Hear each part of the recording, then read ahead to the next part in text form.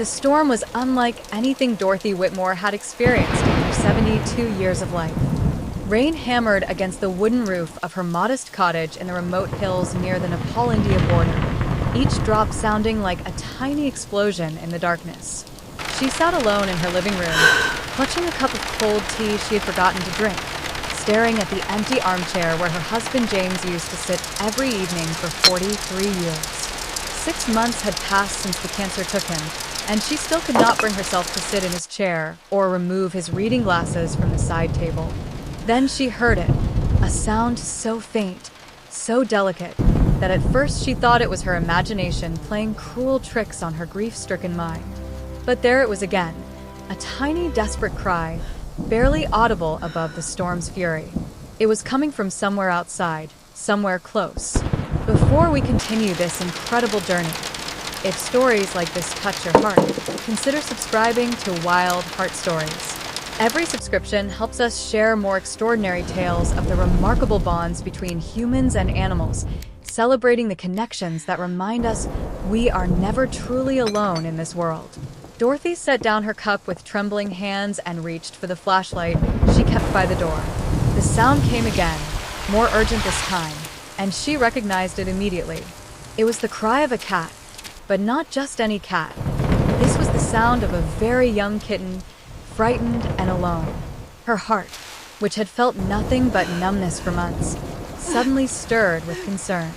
She pulled on James's old raincoat, still hanging by the door where he had left it, and stepped out onto the covered porch. The wind immediately tried to snatch the flashlight from her hand, and rain swept in sideways, soaking her within seconds. But Dorothy barely noticed. The crying was louder now, coming from beneath the wooden planks of the porch itself. Groaning with the effort, she lowered herself to her knees, her arthritis protesting violently. She aimed the flashlight beam into the dark space beneath the boards, sweeping it back and forth. At first, she saw nothing but mud and tangled roots from the old banyan tree that grew beside the house. Then the light caught something, 2 tiny points of blue light reflecting back at her. There, wedged between 2 exposed roots, was the smallest kitten Dorothy had ever seen.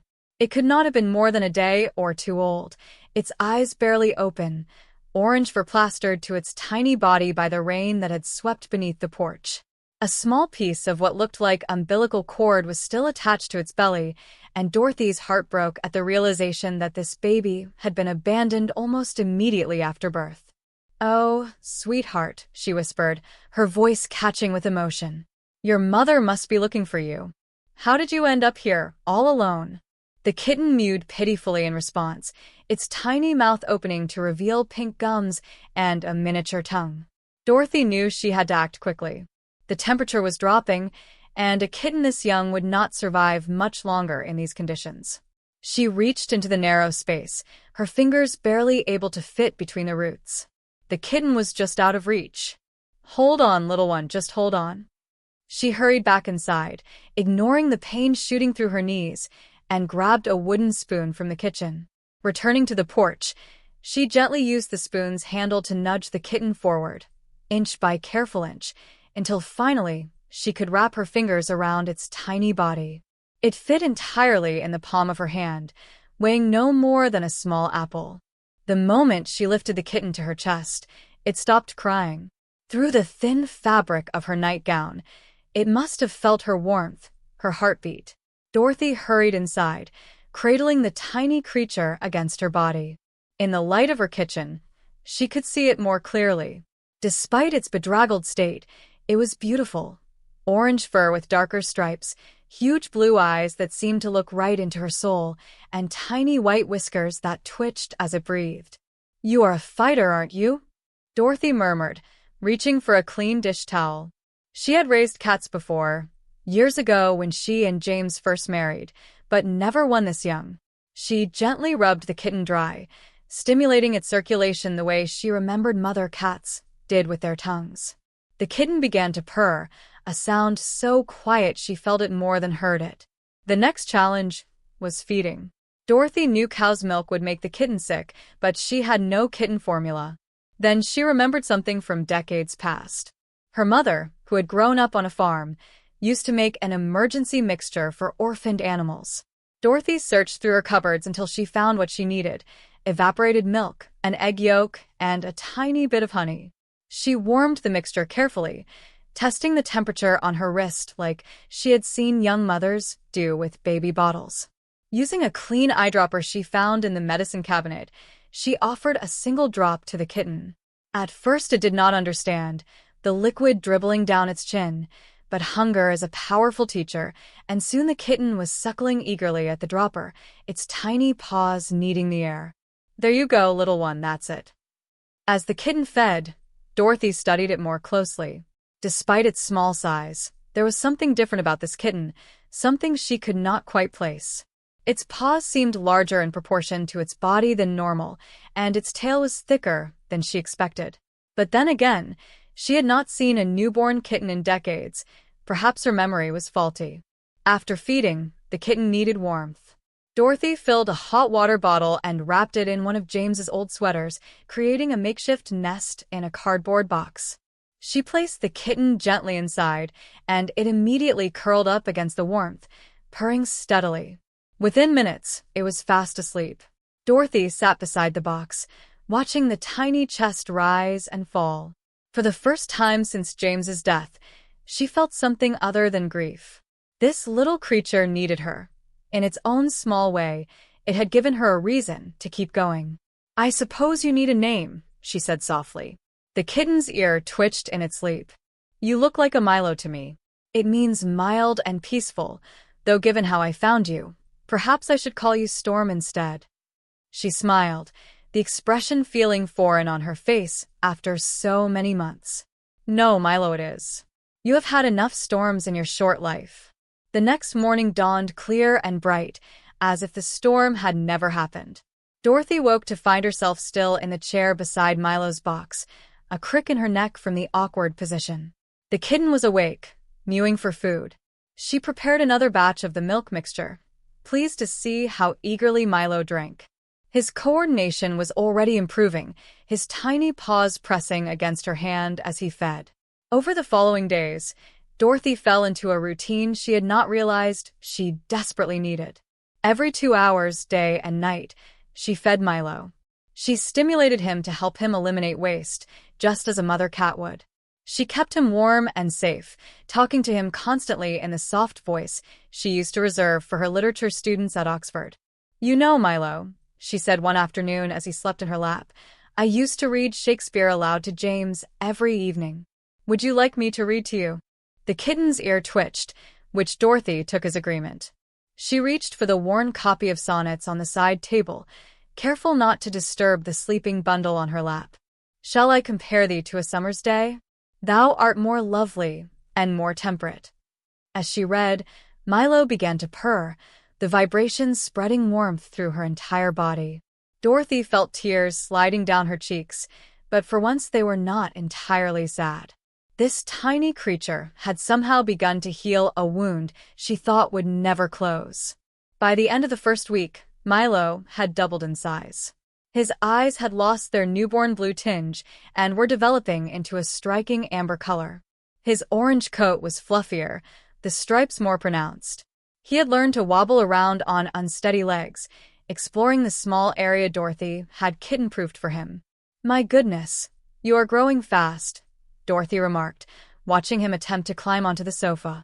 "Soon you will be too big for your little box." Indeed, by the second week, Milo had outgrown his first bed. Dorothy purchased a proper cat bed from the weekly market in the village, along with kitten formula to replace her homemade mixture.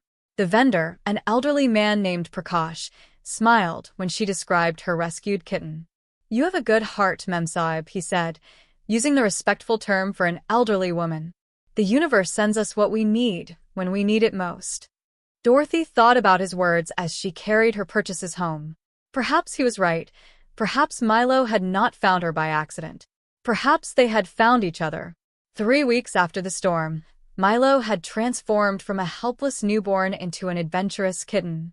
He followed Dorothy everywhere, crying if she went out of sight even for a moment. When she cooked, he sat on her shoulder. When she read, he curled up on the book. When she cried, which still happened often when memories of James overwhelmed her. Milo would pat her face with his paw and purr louder, as if trying to comfort her. "You are getting heavy, my dear," Dorothy said one morning as Milo climbed onto her shoulder. He was now the size of a normal 3-month-old kitten despite being only a month old. "And look at these paws. You're going to be a big cat, aren't you?" She had started to notice other unusual things about Milo. His movements were different from the domestic cats she had known, more fluid, more powerful. Even in play, when he stalked a toy mouse, there was an intensity in his amber eyes that seemed almost primal. And his purr, while still comforting, had developed a deeper resonance that she could feel in her chest when he lay against her. One evening, as Dorothy read Romeo and Juliet aloud, she noticed something odd.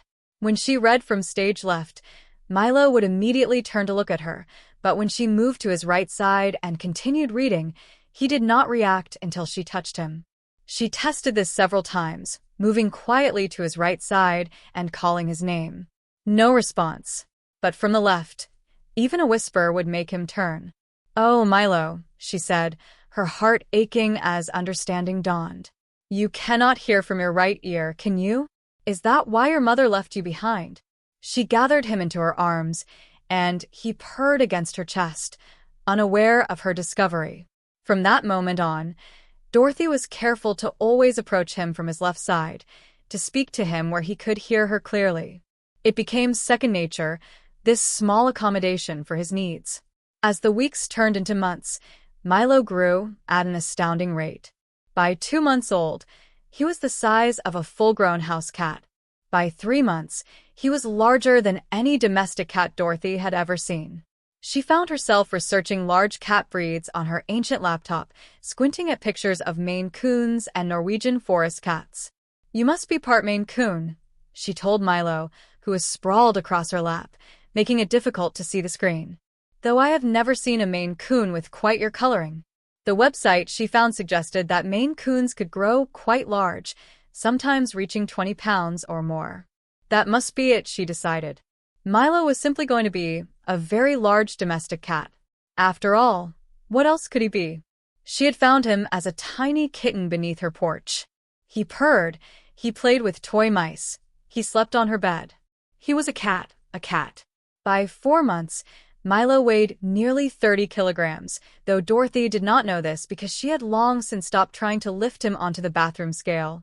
He ate enormous amounts of food, clearing through several chickens a week that Dorothy bought from the market.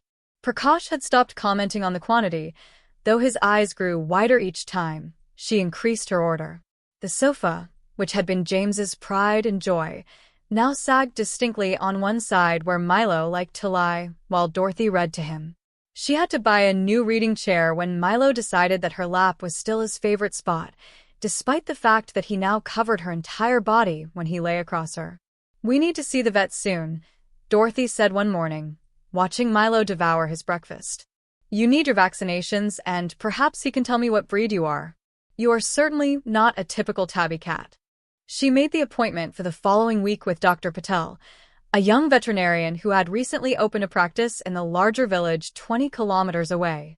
She mentioned on the phone that she had a large cat who needed vaccinations, and the receptionist had cheerfully booked them in for a routine appointment. The night before the vet visit, Dorothy sat with Milo on the sagging sofa, reading Shakespeare as always. But tonight, she chose a different play. "The Tempest seems appropriate, don't you think?" she said to Milo, who rumbled his deep purr in response. After all, a tempest brought us together. As she read about magic and transformation, about finding hope in the strangest places, Milo placed his enormous head on her chest, right over her heart. Dorothy stroked his magnificent orange coat, marveling at how soft it was despite his size. Tomorrow, the vet would probably tell her she was silly to worry, that Milo was just an unusually large mixed-breed cat. But deep in her heart, in a place she did not want to acknowledge, Dorothy knew that something about her beloved Milo was very, very different. The journey to the veterinary clinic proved more challenging than Dorothy had anticipated. Milo, who had never been in a car before, was not pleased about being stuffed into the largest pet carrier she could find at the market. His deep growls of displeasure made the taxi driver nervous, and he kept glancing in the rear-view mirror with increasingly wide eyes. "Is very big cat, Mem Sahib," the driver said, his English heavily accented but clear. "Yes, he's probably part Maine Coon," Dorothy replied, trying to soothe Milo through the carrier bars. "It's all right, my darling, we're almost there."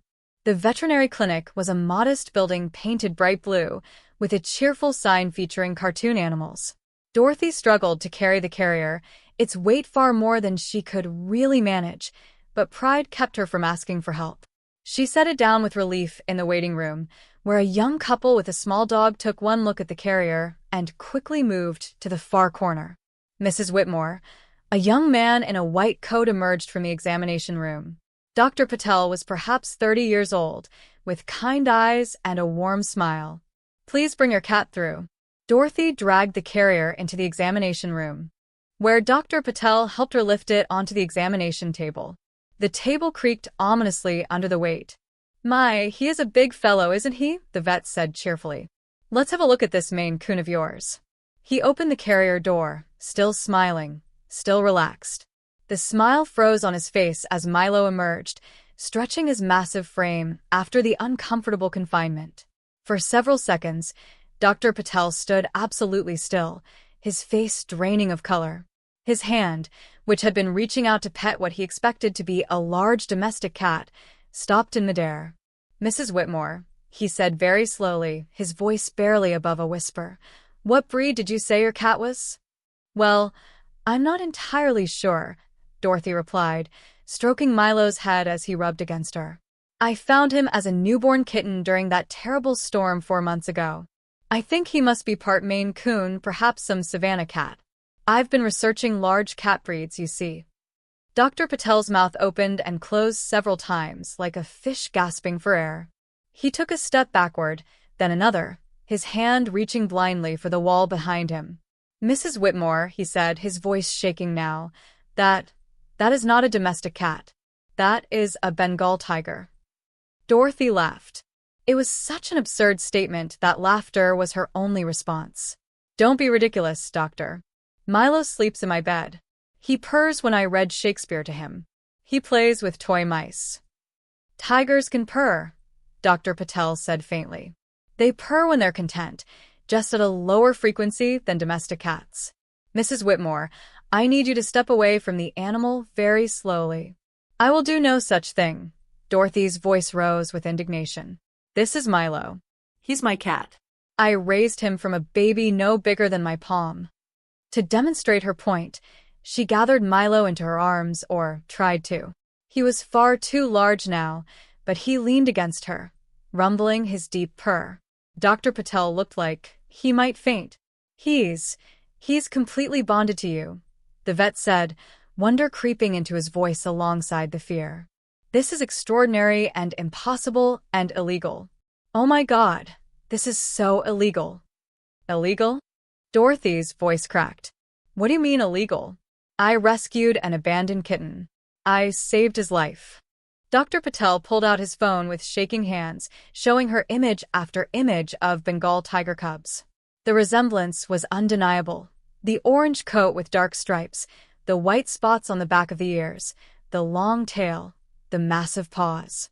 Dorothy sank into the plastic chair, her legs suddenly unable to support her.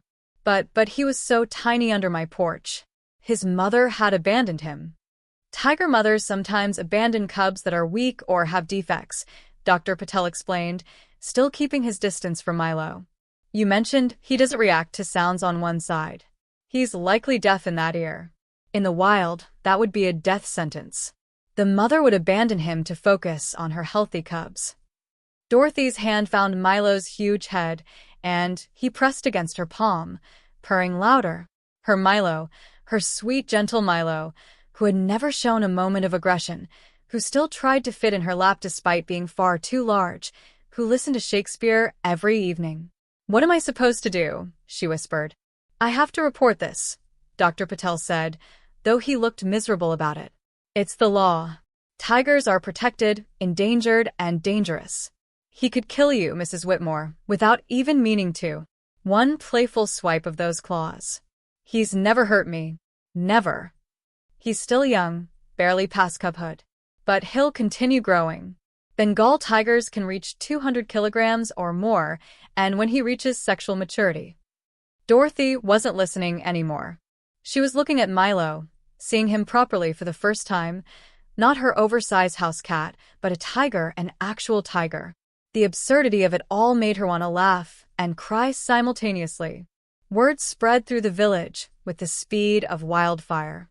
Within days, everyone knew that the elderly British widow had been raising a tiger in her cottage. Some people were horrified, others amazed, and a few found it hilarious. But it was the young mail carrier, armed with a smartphone and a social media addiction, who changed everything. He had come to deliver a package and found Dorothy in her small garden playing with Milo. The tiger was chasing a ball, pouncing on it with the same enthusiasm as any house cat, just with considerably more earth-shaking impact. Dorothy was laughing, truly laughing, as Milo brought the ball back to her, dropping it at her feet and waiting with expectant amber eyes. The video was online within minutes. The title read, "British Grand playing fetch with actual tiger. This can't be real." Within 24 hours, it had 5 million views. Within 48 hours, 20 million. The comment section exploded with disbelief, amazement, and heated debates about wildlife conservation. News outlets picked it up. Elderly woman discovers her house cat is actually a Bengal tiger became headlines around the world. Dorothy, who barely understood the internet, was completely unprepared for what followed. Reporters appeared at her gate. Wildlife officials arrived with clipboards and serious expressions. Her phone, which usually rang perhaps once a week, now rang constantly. She stopped answering it. But the authorities could not be ignored. A week after the vet visit, a convoy of vehicles arrived at Dorothy's cottage. Representatives from the Wildlife Conservation Department, local police, veterinarians, and a team from the nearest wildlife sanctuary all crowded into her small garden. Milo, sensing Dorothy's distress, stayed close to her side, his deep rumbles of discontent making everyone nervous. Mrs. Whitmore, the lead official, a stern woman named Director Sharma, began, "You must understand the situation. You have been harboring an endangered species illegally." "I didn't know he was a tiger," Dorothy protested. "I thought he was a cat." Ignorance of the law is not an excuse. Moreover, this animal is dangerous. You're lucky to be alive. Milo would never hurt me. Director Sharma looked at the tiger, who was currently rubbing his massive head against Dorothy's shoulder, nearly knocking her over with affection. "Be that as it may, he cannot stay here. He needs to be in a proper facility." "You're going to take him?" Dorothy's voice broke. "We have to, for his safety and yours. The sanctuary has a beautiful enclosure prepared. He'll have space, proper diet, veterinary care. He'll have everything." "But me," Dorothy whispered. The day they came to take Milo was the worst day of Dorothy's life since James had died. Worse in some ways, because James had been ready to go, had said his goodbyes. Milo didn't understand why these strangers were putting him in a cage, why Dorothy was crying, why she wasn't coming with him. He fought them, not aggressively but desperately, trying to get back to Dorothy. His cries, no longer the small mews of a kitten but the distressed calls of a young tiger, echoed through the hills. Dorothy tried to be strong, tried to tell him it would be okay, but her voice broke on every word. "I'll visit you," she promised as they loaded the cage onto a truck. "Every day, I'll visit you." But the sanctuary was 50 kilometers away, and Dorothy didn't drive. The daily visits she promised became weekly, then less frequent as the difficulty of arranging transportation wore her down. Each time she visited, Milo would rush to the fence, calling to her, rubbing against the bars. And each time she had to leave, it broke her heart all over again. The sanctuary staff tried their best. They gave Milo the largest enclosure, filled it with enrichment toys, provided the best food. But he wouldn't eat. Day after day, the untouched meat was removed. He lost weight rapidly, his magnificent coat becoming dull. He spent his days lying in the corner of the enclosure closest to the parking lot, watching for a car that rarely came. "He's grieving," the sanctuary veterinarian told Director Sharma. "I've seen it before in animals with strong bonds. He's essentially given up." Meanwhile, Dorothy was fading too. Without Milo to care for, without his warm presence filling the empty cottage, the grief she had been holding at bay came crashing down. She stopped eating properly. She stopped reading Shakespeare. She sat in James's chair, something she had never done before, and stared at nothing. Her neighbor, concerned when she didn't appear at the market for 2 weeks, found her collapsed in her kitchen. At the hospital, the doctor ran numerous tests but could find nothing physically wrong beyond dehydration and malnutrition. "It's not uncommon in the elderly after a significant loss," he told the nurse. "Broken heart syndrome, we sometimes call it. She's lost the will to live." The nurse, a young woman named Priya who had seen the viral video, had an idea. She pulled out her phone and showed Dorothy a video that the sanctuary had posted on their social media, asking for advice about a tiger who wouldn't eat. It was Milo, lying listlessly in his enclosure, his eyes dull and unfocused. Dorothy gasped, reaching for the phone with shaking hands. "He's dying," she whispered. "My poor boy is dying." "He misses you," Priya said gently, "just like you miss him." The next morning, Dorothy discharged herself against medical advice. She used what little savings she had to hire a car and driver and made the journey to the sanctuary. She was so weak she could barely walk, but determination gave her strength. Director Sharma was not pleased to see her. "Mrs. Whitmore, you shouldn't be here. Your attachment to the animal is unhealthy." "Please," Dorothy begged, "just let me see him. He's dying. You know he's dying." The staff tried to stop her as she made her way to Milo's enclosure, but the old woman moved with surprising determination. The moment Milo caught her scent, his head lifted. Then he was on his feet, rushing to the fence, calling to her with desperate cries that sounded almost like sobs. "I'm here, my darling," Dorothy said, tears streaming down her face. "I'm here." What happened next made everyone present gasp. Dorothy, 72 years old and barely able to stand, opened the access gate and walked into the tiger's enclosure. Staff members shouted. Someone ran for the tranquilizer gun. But they all froze as Milo reached Dorothy. The tiger, who hadn't moved properly in days, who had refused all food for nearly 2 weeks, gently bumped his head against Dorothy's chest. Then, with infinite care, he lowered himself to the ground and placed his massive head in her lap. For the first time since arriving at the sanctuary, he began to purr. Dorothy sank to the ground, her arthritis forgotten, and wrapped her arms around as much of Milo as she could reach. "I'm so sorry," she sobbed into his fur. "I'm so sorry I let them take you. I thought I was doing the right thing." Milo rumbled his forgiveness, pressing closer to her. Then, as the stunned staff watched, Dorothy pulled a piece of cooked chicken from her bag, the same type she had always fed him at home.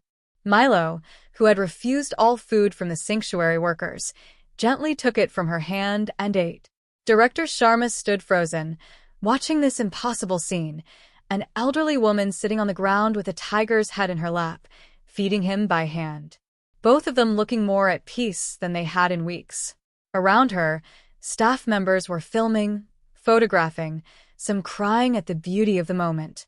"This is impossible," Director Sharma muttered. But the evidence was right in front of her. The tiger, who should by all rights be dangerous, was as gentle as a house cat with this elderly woman. And the woman, who had been dying in a hospital bed, looked more alive than she had in weeks.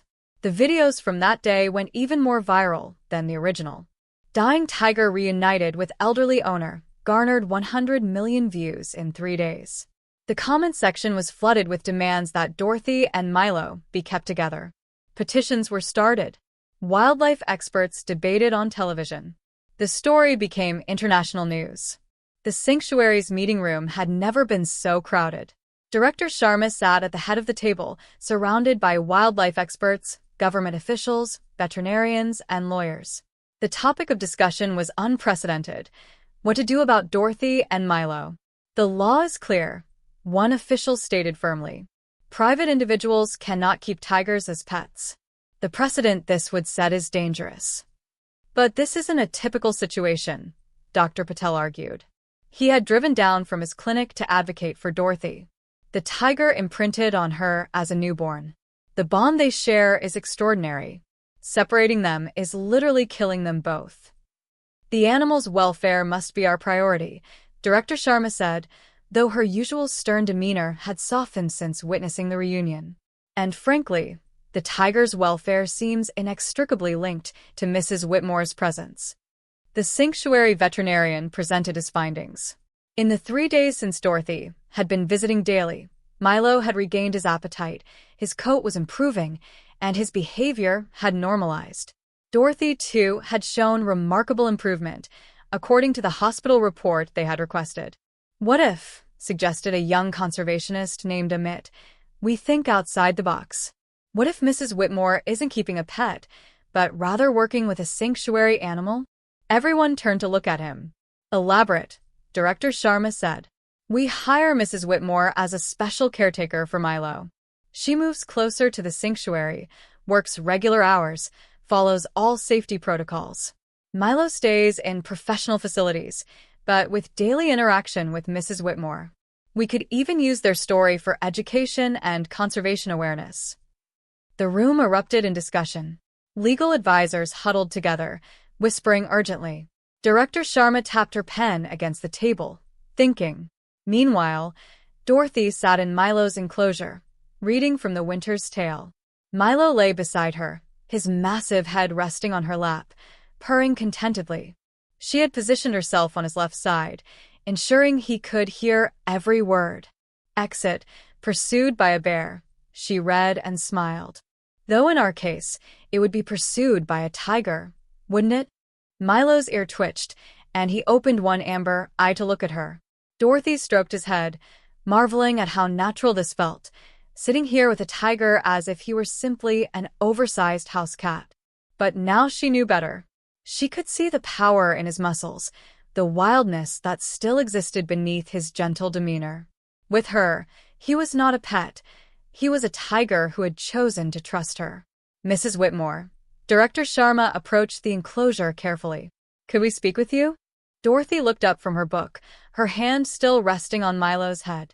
"Of course. We have a proposal." The offer was more than Dorothy could have hoped for. The sanctuary would hire her as a specialized caretaker for Milo, with a modest salary and housing provided. A small cottage on the sanctuary grounds. A small cottage on the sanctuary grounds would be renovated for her use, close enough that she could visit Milo multiple times daily. She would need to undergo safety training and follow strict protocols, but she would be able to maintain her bond with him while ensuring both their safety. "There's one more aspect," Director Sharma added. "We want to use your story for our education program. The bond you share with Milo is remarkable, but we need to ensure people understand this is an extraordinary exception, not something to be replicated. Would you be willing to help with that?" Dorothy's eyes filled with tears. "You mean I can stay with him? Under professional supervision and within appropriate boundaries?" "Yes." She looked at Milo, who was watching the conversation with alert eyes, as if he understood that his fate was being decided. "What do you think, my darling? Shall we make this our new home?" Milo responded by pushing his head against her hand, purring louder. Dorothy took that as a yes. The transformation of both Dorothy and Milo over the following months was remarkable. The small cottage provided for Dorothy was perfect, with a view directly into Milo's enclosure. Each morning, she would make her way to his area, where they had established a routine that satisfied both safety requirements and their emotional needs. She would enter through a secure anteroom, always with a sanctuary staff member present but at a respectful distance. Milo would be waiting, having learned the sound of her footsteps from 50 meters away, or rather, the vibration of them, which he felt through his paws. He would greet her with a specific vocalization he made for no one else, a sort of chirping rumble that made everyone who heard it smile. They would spend hours together, Dorothy reading, Milo lounging beside her. She had brought his favorite ball from home, and they still played fetch, though now in a space designed for a tiger's strength and size. The worn sofa from her cottage had been donated to his enclosure, and though it looked absurdly out of place among the logs and rocks, Milo loved it. He would sprawl across it, all 200 kilograms of him, while Dorothy sat in a reinforced chair beside him, reading Shakespeare. The education program Director Sharma had mentioned became a stunning success. School groups would visit, watching from safe viewing areas as Dorothy interacted with Milo. She would tell their story, emphasizing how wrong she had been to not recognize what Milo was, how dangerous the situation could have been, and how lucky they both were that no one had been hurt. Milo is not a pet, she would tell the wide-eyed children. He is a wild animal who, through extraordinary circumstances, formed a bond with me. This bond is special, but it doesn't make him safe. He is still a tiger, with all the instincts and power that entails. To demonstrate, she would have Milo perform natural behaviors, showing his incredible strength as he pulled massive logs around his enclosure or leaped distances that made the children gasp. Then she would sit with him, and he would become gentle, purring as she stroked his head, always from his left side. "Why do you always stand on that side of him, Mrs. Whitmore?" a particularly observant child asked one day. Dorothy smiled gently. "Milo can't hear from his right ear. It's why his mother abandoned him as a baby. In the wild, a tiger who can't hear properly wouldn't survive. But here, with people who understand and accommodate his needs, he thrives." The story of Dorothy and Milo became legend at the sanctuary. Visitors came from around the world to see the elderly British woman who had accidentally raised a tiger. The sanctuary's donation income tripled, allowing them to rescue more animals and expand their conservation efforts. Dorothy's story was featured in documentaries, written about in books, and shared millions of times on social media. But fame meant nothing to Dorothy. What mattered were the quiet moments with Milo. The early mornings when mist rose from the grass, and he would pad over to greet her, chuffing softly in the way tigers do when they're happy. The afternoons when she would doze in her chair and wake to find him watching her with those amber eyes full of what she could only describe as love. The evenings when she would read to him as the sun set, his purrs harmonizing with the distant calls of other sanctuary animals. On her 73rd birthday, the sanctuary staff surprised Dorothy with a small party in the viewing area of Milo's enclosure. There was cake and singing, and Milo watched it all with intense curiosity. When Dorothy entered his enclosure afterward, carrying a piece of chicken as she always did for their afternoon session, Milo did something he had never done before. He stood on his hind legs, placing his massive paws gently on her shoulders, and touched his forehead to hers. It lasted only a moment, this tiger's version of a hug, but everyone present was moved to tears. The photographer, who captured the moment, would later win an International Wildlife Photography Award. As the seasons changed, Dorothy noticed Milo developing new behaviors. He began bringing her gifts, just as he had as a kitten, but now instead of toy mice, he would present her with particularly interesting stones or branches he found in his enclosure. He learned to modify his vocalizations to account for his hearing limitation, turning his head to catch sounds better. He even seemed to understand some of the Shakespeare she read, becoming agitated during the dramatic scenes and calm during the sonnets. Dr. Patel, who visited regularly to check on both of them, was fascinated. "He's adapted to his disability remarkably well," he told Dorothy. "In the wild, it would have been fatal, but here, with your accommodation and understanding, it's just part of who he is." "We all have our limitations," Dorothy replied, rubbing her arthritic hands. "The lucky ones find someone who helps us work around them." One day, a year after Dorothy had moved to the sanctuary, she received an unexpected visitor. A young woman named Claire, who introduced herself as a graduate student in animal behavior studying human-animal bonds. "Your relationship with Milo is unprecedented," Claire explained. "A tiger raised from birth by a human, maintaining that bond into adulthood with both parties thriving. I'd like to document it if you're willing." Dorothy agreed, and over the following months, Claire became a regular presence. She observed their interactions, took notes, filmed their sessions. Her thesis, when published, would become a seminal work in the field of animal behavior and conservation. But Claire observed more than just the scientific aspects. She saw how Dorothy's eyes lit up when she heard Milo's morning call. She noticed how Milo would position himself to shield Dorothy from the wind on cold days.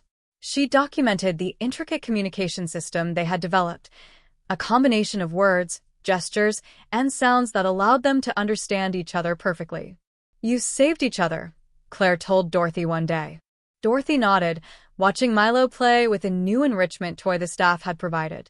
James always said that love comes in unexpected forms. I don't think he could have imagined this, though. As Dorothy's 74th birthday approached, she began to feel her age more acutely. The walk to Milo's enclosure took longer each day. Her hands shook more when she turned the pages of her books. But her spirit remained strong, sustained by the daily joy of seeing Milo. The sanctuary had become her world, and she had become part of its fabric. She knew all the animals now, their stories and quirks. She helped with fundraising events, her gentle voice and remarkable story inspiring donors. She mentored new staff members, teaching them that conservation was about more than just preserving species. It was about understanding the profound connections between all living things. Milo, now fully grown at almost 300 kilograms, remained as gentle with Dorothy as he had been as a kitten. He seemed to sense her increasing frailty, moving more carefully around her, lying still for longer periods so she could rest against his warm bulk. Their bond, impossible as it should have been, had only grown stronger. One particularly beautiful evening, as the sun painted the sky in shades of orange that matched Milo's coat, Dorothy sat with him on the old sofa that had somehow survived his weight all this time. She was reading from The Tempest again, returning to the play that had been with them from the beginning. "Our revels now are ended," she read softly. "These are actors, as I foretold you. We're all spirits and are melted into air, into thin air." Milo purred, the sound vibrating through the sofa and into Dorothy's bones. She set down the book and looked at him, this magnificent creature who had entered her life in the most unexpected way and transformed it completely. "You know, my darling," she said, always speaking on his left side so he could hear her clearly, "I came to this place to honor James's memory, to be close to the nature he loved. I thought I would spend my remaining years alone, fading away like an old photograph. But then you arrived, carried by a storm into my life." Milo opened his amber eyes and looked at her, that direct gaze that had captivated her from the very beginning when he was no bigger than her palm. "You taught me that love doesn't always come in the forms we expect. Sometimes it has stripes and claws and a purr that sounds like distant thunder. Sometimes it arrives crying in a storm and grows into something magnificent." She thought about all the people who had told her this relationship was impossible, dangerous, wrong. They weren't entirely incorrect. By all logic, an elderly woman and a tiger should not share this bond.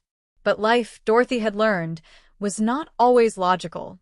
Sometimes it was magical.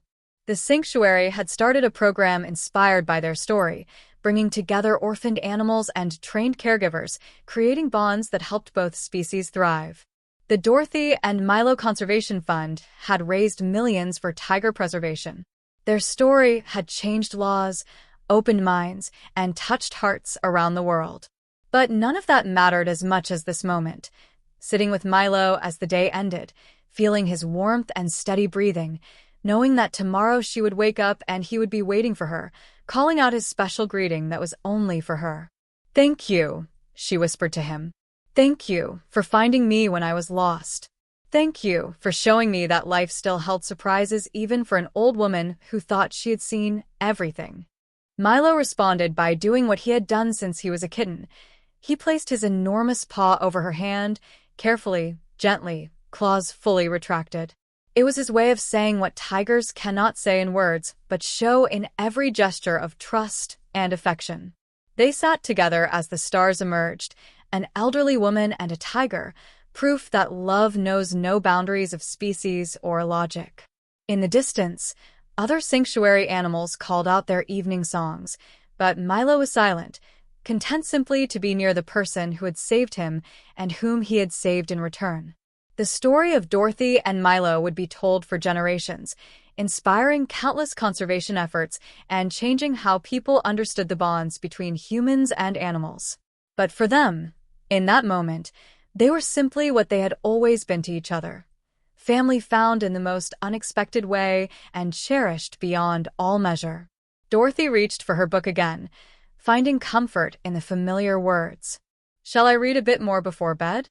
Milo purred his approval, and Dorothy began to read, her voice carrying across the sanctuary, a testament to the enduring power of love in all its remarkable forms. They had found each other in a storm, and together they had weathered every storm that followed, proving that sometimes the most impossible relationships are the ones that matter most.